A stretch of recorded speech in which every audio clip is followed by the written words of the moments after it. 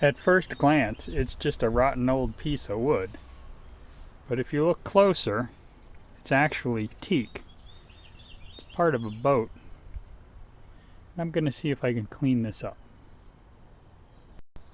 It's dirty, it's moldy, it's got some cracks in it. But I think we can make it look better.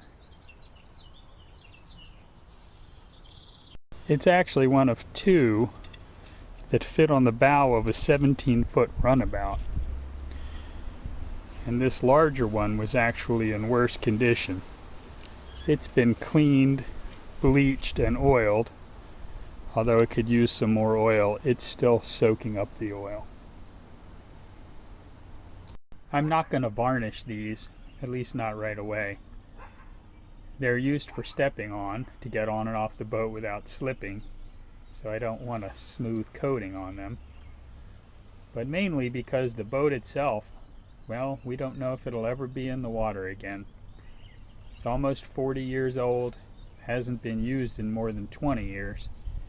If you know anything about boats, especially ones that have been in salt water, a boat motor that hasn't run in 20 years, well, that may never run again. So while we're tinkering with the motor to see if we can get it unseized and up and running, I'm refinishing these teak boards just for the experience. There are a total of 8 teak boards on the deck of the boat, and I'm going to refinish them all over a period of time. There's also a swim ladder that has teak on it and a teak grating over the bilge area. So over time we'll refinish all of the teak. But for now, let's just see if we can finish up these bow trim boards and get them looking good again. Here are those same 2 boards, except now the shorter board has been scrubbed, bleached, and I filled the cracks with super glue. Probably not a great choice, but it's what I had handy. You can see the natural color of the teak.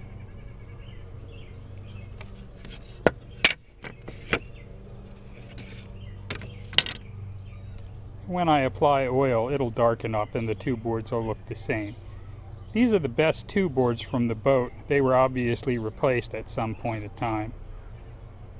So let's go over and take a look at the boat and see how things are going.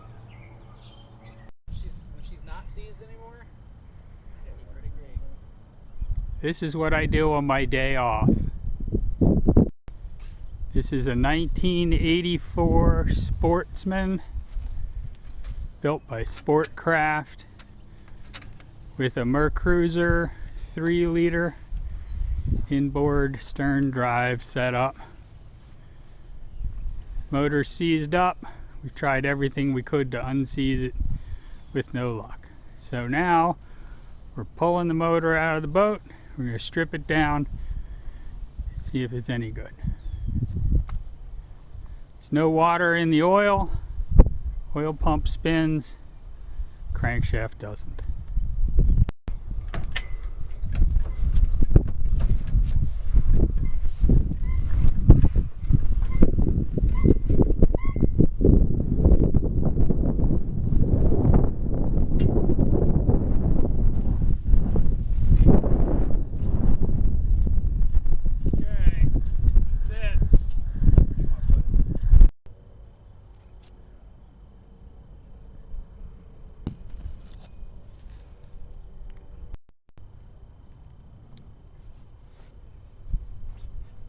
Boat hasn't been in the water in at least 20 years.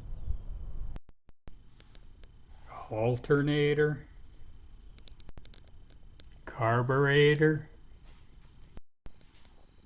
Here's the MerCruiser Alpha outdrive.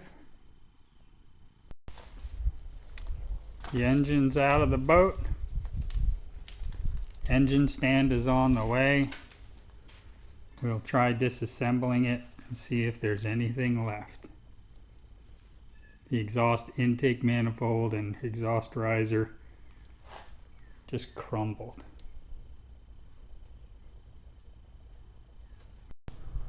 Welcome to Boat Club.